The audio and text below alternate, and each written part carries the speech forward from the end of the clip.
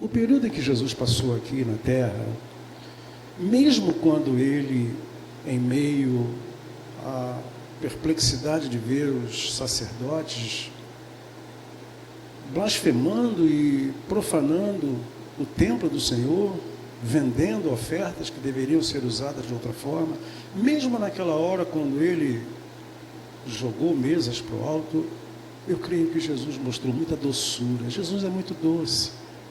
A presença de Jesus é doce. É mais perfumada do que esta primavera que nós vivemos. Uma coisa maravilhosa.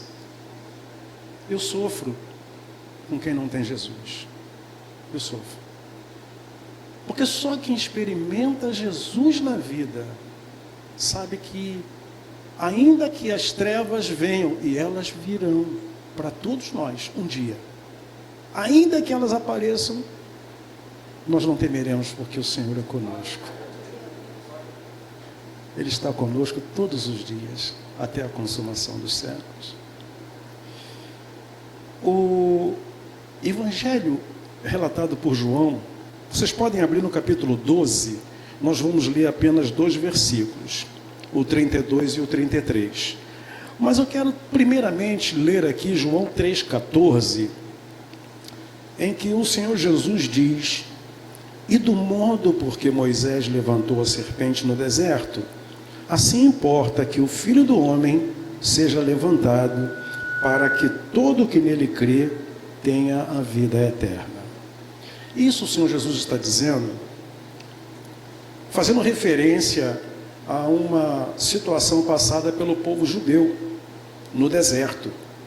Essa experiência está relatada no livro de Números, no capítulo 21, quando o povo, marchando com Moisés, no caminho blasfemava contra Deus, blasfemava contra o representante de Deus, que era Moisés.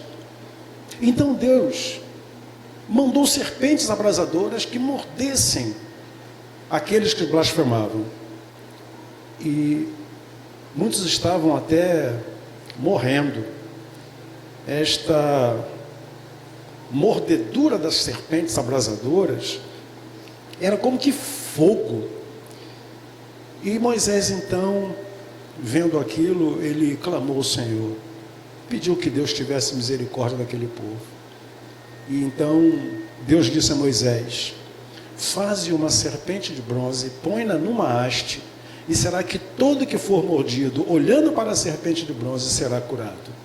Jesus, então, aqui em João 3,14, ele faz menção desse fato ocorrido, como ele sendo o que, na cruz levantado, ele, ao olhar para ele, quem tiver sido mordido pelo pecado, recebe a cura, e com a cura recebe também a vida eterna.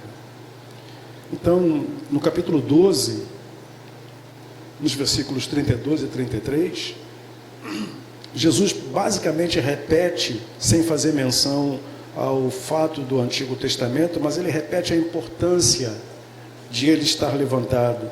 João 12, 32 e 33, ele diz: e do modo por que Moisés levantou a serpente no deserto, assim importa, perdão, estou lendo o 14, né? É o 12, eu estou lendo o 3,14, é o 12, 32 e 33, que assim nos diz, como a santa e gloriosa palavra de Deus: e eu, quando for levantado da terra, atrairei todos a mim mesmo. Isto dizia, significando de que gênero de morte estava para morrer. Ou seja, basicamente o fato de estar levantado, preso a uma cruz, cria a oportunidade de quem crer, quem olhar para a cruz, quem vir Jesus, quem crer em Jesus como Filho de Deus, como Salvador, recebe a cura de todo o mal e recebe a vida eterna. O apóstolo Paulo, falando aos Gálatas, no capítulo 6, ele diz que ele não vai se gloriar em nenhuma outra coisa que não seja a cruz de Cristo. Isso é uma bênção, meus irmãos, porque todo o nosso bem, ele advém da cruz de Cristo. A igreja não atrai os cristãos. A igreja, ela prega, porque a multiforme graça e sabedoria de Deus é conhecida no mundo através da igreja. Foi determinado assim. Somos nós quem temos o dever de levar a mensagem de vida, o evangelho, a boa nova, para esse mundo que jaz no maligno. Mas é a cruz de Cristo quem atrai. Nós pregamos o valor, pregamos o poder da cruz, mas nós não atraímos. Quem atrai, de fato, é a cruz de Cristo, que é poderosa. O nosso estilo de vida, o nosso modo de proceder, as nossas conquistas também não atraem. Ninguém vem para a igreja, ninguém vai para a igreja por causa do estilo de vida de alguém. As pessoas vão para a igreja porque primeiramente vieram à cruz de Cristo que os atraiu. E depois elas vão e somam com os demais irmãos para que nós possamos fazer uma grande família da fé. Portanto, nós proclamamos e o fazemos com alegria e responsabilidade no coração, sabendo o valor da cruz, porque na cruz nós temos a convicção de que o homem é liberto. A partir do efeito da cruz de Cristo, nós somos levados a entender que ali nós temos libertação. Eu preciso dizer que, admitindo ou não, todos nós carregamos no nosso coração uma grande carga de ansiedade e medo em razão da culpa que nós temos. Essas criancinhas que saíram daqui já têm uma carga de culpa, não pelo que elas fazem, porque elas são puras, e Jesus disse: deixai vir a mim os pequeninos e não os impeçais, porque dos tais é o reino dos céus. Mas por causa do pecado adâmico, o pecado original que avassalou toda a humanidade. Quando nós temos consciência, então nós temos uma carga de ansiedade. Por isso que nós oramos e intercedemos. Acabamos de ler aqui o salmo em que Davi está naquele auge da sua oração. Todos nós andamos desta forma. E a Bíblia diz que todos nós pecamos e carecemos da graça de Deus. Por isso, pelo fato de sermos todos culpados, precisamos que a cruz de Cristo seja trazida de volta para o centro da nossa vida, para uma visão espiritual. Precisamos que a cruz de Cristo gere em nós o desejo de pregarmos a mensagem libertadora que ela traz para nós. Eu lembro com alegria no coração que ao pé da cruz os soldados deitavam sorte, sem se importarem com o sofrimento do Filho de Deus. Eu lembro que na cruz pregado, Jesus orava por aqueles homens: Pai, perdoa-os, eles não sabem o que fazem. Que doce oração, que ação maravilhosa. Embora nós tenhamos a nossa carga de culpa nos dias atuais, ainda que não deitando sorte ao pé da cruz de Cristo Jesus, com as nossas mazelas, e a Bíblia nos garante, Jesus ainda está intercedendo à direita do Pai por cada um de nós. Nós temos 2 advogados no céu, 2 paráclitos, o Espírito Santo e o Filho de Deus, o tempo todo.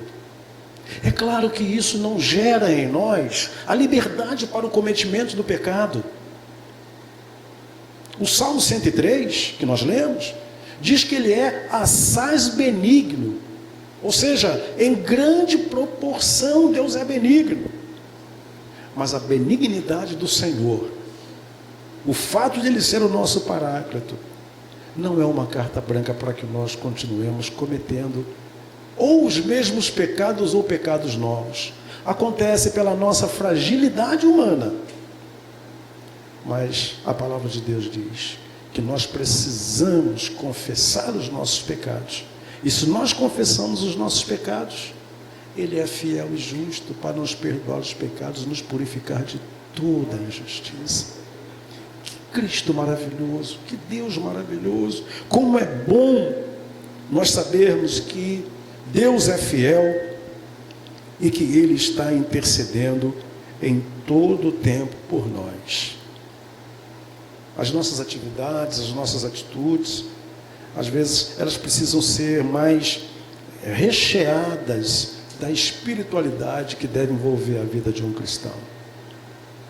Essa mensagem, a mensagem que fala da cruz, a cruz libertadora, a cruz onde o meu Senhor, o teu Senhor, o nosso Senhor, deu por sua própria vontade e liberdade a sua vida. Liberta a cada um de nós dos nossos males. Sabe, eu já chorei muito vendo o filme que fala da morte de Jesus no Calvário. Quando o Senhor vai à cruz, e eu tenho dito isso, esse último filme aí feito por Mel Gibson, retrata assim para mim uma realidade muito próxima do que foi de fato aquele ambiente ali, aonde tem uma hora que o personagem ali, ele chega a trazer o braço para cá e o guarda, ele com uma corda, ele puxa o braço para poder cravar ali aquela estaca. Eu vejo aquilo, choro porque eu lembro, meu Deus, se isto aqui é um filme, imagino que foi a realidade. Mas ao mesmo tempo eu glorifico, porque quando eu penso que aqueles guardas foram cruéis e choro, eu leio a Bíblia e vejo que Jesus diz: ninguém tira a minha vida, eu a dou gratuitamente e depois a tomo de volta. O nosso Deus é muito poderoso, meus irmãos. O nosso Deus é muito poderoso. Que pena que nem todos conhecem a esse Senhor Jesus. Eu estava fazendo uma análise acerca de dois textos muito maravilhosos. Um deles é o apóstolo Paulo escrevendo na sua segunda carta aos Coríntios, no capítulo 4, quando ele fala sobre o que Deus fez por nós através de Cristo Jesus.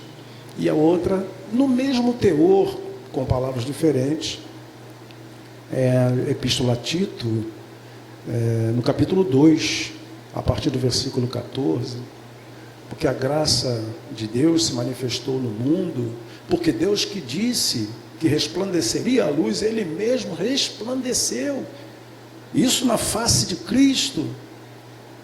E a Tito diz para que nós vivamos piedosamente, todos. E aí quando você observa essa expressão todos, você tem que parar e se aprofundar mais no que aquilo está dizendo. A tradução, porque eu me preocupei, não é? Esse todos, não são todos aqueles que morrem sem Cristo Jesus, não. Os que estão vivendo dissolutamente, morrem sem Cristo, não.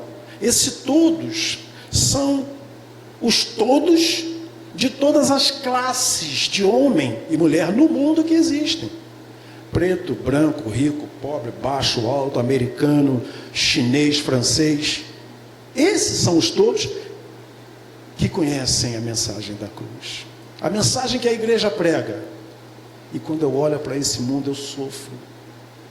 Porque eu vejo que por mais que nós como crentes, Igreja de Cristo Jesus, preguemos, são poucos os que reconhecem o valor que este sacrifício de Jesus trouxe para o nosso bem, para a nossa vida. Então, em primeiro lugar, como dissemos, eu me glorio na cruz como o apóstolo Paulo, porque a cruz me diz que é ali que o homem é liberto. E em segundo lugar, porque a cruz me mostra que de fato eu sou amado por Deus. A cruz prova Não mostra, ela prova que nós somos amados por Deus. Quando Jesus se deu ali, ele fez isso trazendo o efeito da prova deste amor. Uma das causas, meus irmãos, nós sabemos disso, muito comuns aqui na nossa existência, é o problema entre adolescentes, muitos que estão se suicidando. A igreja precisa estar atenta com relação a isso. Muitos jovens estão tirando a sua própria vida. E tudo isso por causa do aumento de uma baixa estima em razão de muitas coisas que esse mundo coloca. Às vezes, só de um jovem não alcançar determinado objetivo, a sua autoestima cai e leva aquele jovem até a atentar contra a sua própria vida. E adultos também. As notícias estão aí. Nós não podemos olvidar de como o mundo está ruim. E o que falta? Falta pregarmos a mensagem da cruz. Ainda que alguém me diga que eu não sou merecedor, porquanto houve um tempo na minha vida, talvez tenha acontecido na sua, eu não sei, em que você negou Jesus, no sentido de não se sentir bem como um servo do Senhor, uma serva do Senhor. Pode ter havido tempo em que você blasfemou contra Jesus, odiou Jesus, odiou a sua mensagem. Mas quando você estiver de frente da mensagem, do valor que tem a cruz de Jesus, você vai entender que a cruz de Jesus vai provar que você é amado por Deus, que você é querido por Deus e que o Senhor não quer que você se perca. Vocês lembram o exemplo de Lucas 15, no contexto daquelas 3 parábolas? Começa com a parábola da ovelha, um animal,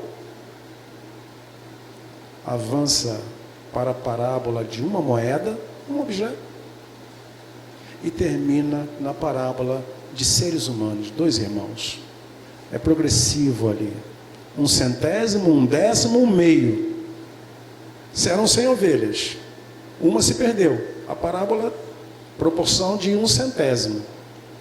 Mas o pastor foi lá e resgatou. A parábola da dracma perdida. Eram 10. A proporção de 1 décimo. A mulher foi lá e achou. Notem que houve um esforço muito grande do pastor, porque o pastor não saiu para resgatar e pegou, vem filhinha, não. O pastor deve ter subido o morro, descido o morro, enfim, ele se esforçou e foi lá e pegou de volta a sua ovelha e trouxe e a colocou no rebanho. Houve festa, motivo de regozijo. Na parábola da dracma, a mulher perdeu. Perder significa não saber onde está. A mulher teve que revirar a casa diligentemente, diz o Senhor Jesus Cristo. E quando a encontra, restaura o contexto das 10 moedas e chama os vizinhos para celebrar. Mas já notaram que na parábola do filho pródigo, o pai não vai atrás do filho? O pai não vai. O pai espera o filho, demonstrando total amor, esperança, fé de que o Senhor o trará de volta. Eu tenho a figura desse pai olhando no horizonte todo dia, esperando aquele filho voltar. Eu não sei se vocês já passaram por essa experiência de esperar um filho voltar de algum lugar que você está assim um pouco preocupado e tal. É uma coisa tremenda. Agora, estas parábolas são para retratar o quê? São para retratar o amor de Deus pelo pecador. Porque lá no capítulo 15, lá pelos versículos 1, Jesus está respondendo aos escribas e aos fariseus. Porque Jesus comia com publicanos e pecadores. Os fariseus, os escribas, estavam recriminando Jesus. Como pode um santo comer com pecadores, estar aqui? Aí Jesus começa a contar essas parábolas para dizer para eles que tem valor a ovelha, tem valor a moeda, mas o ser humano vale muito mais do que os dois. E o Senhor, quando o pai recebe aquele filho que foi embora, tem agora que tratar do outro filho que ficou. Percebam a extensão do amor do pai. De 50% passa então para 100%, porque ele restaura um e reconcilia o outro.